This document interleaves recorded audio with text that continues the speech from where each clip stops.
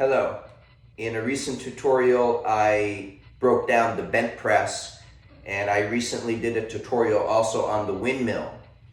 And those have created some questions regarding the comparison as well as the side press. So in this video, I'm going to explain differences and similarities between the side press, the windmill, and the bent press, so that you can be clear on the differences of these.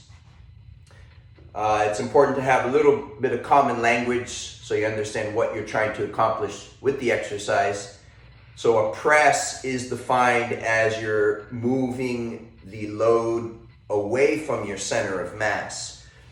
And if you look at the Russian kettlebell system, the side press is considered a press because there's no leg drive. So for example, if we do what would be called a strict press, there's no leg drive, there's really no body movement, and it's pressing up overhead. Okay? And so with the side press, it's also no leg drive, but you're using the hip as a lever. And so with a heavier bell, if you're getting stuck in that bottom position, the hip is wedging, pushing your upper body away to get it moving to be able to complete the lift.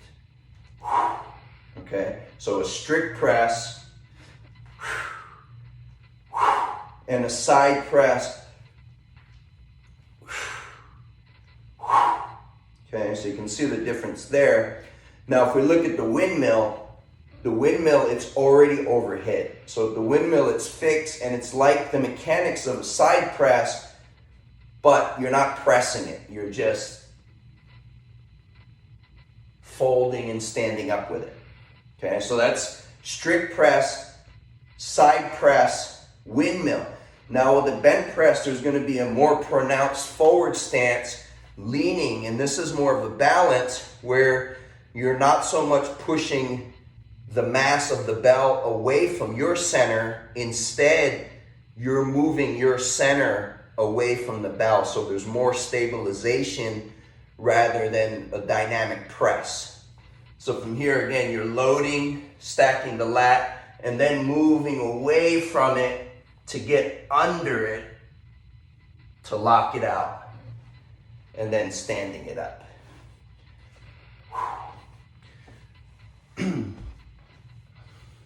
So again, going through those, we have the strict press, the side press,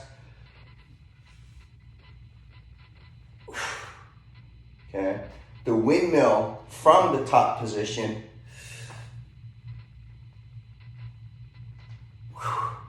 and then the bent press, stepping into it, bending forward and driving under to lock it out before you stand it up.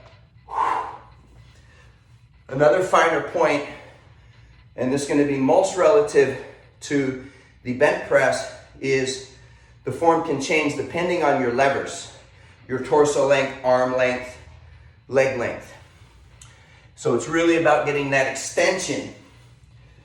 If I feel like I can't get that extension here, I can actually squat under to get that lockout. So that would be another way. Okay. So one way, it's more the body leaning, leaning away to get that lockout before you stand it up. The other method is maybe I don't feel I can get enough lean. I don't want to lean anymore, so now I drop the hips to lock it out and come under before standing it up. So this should help you to clarify the difference between a strict press, side press, windmill, and bent press. As always, leave your questions and comments, and I'll do my best to answer them for you.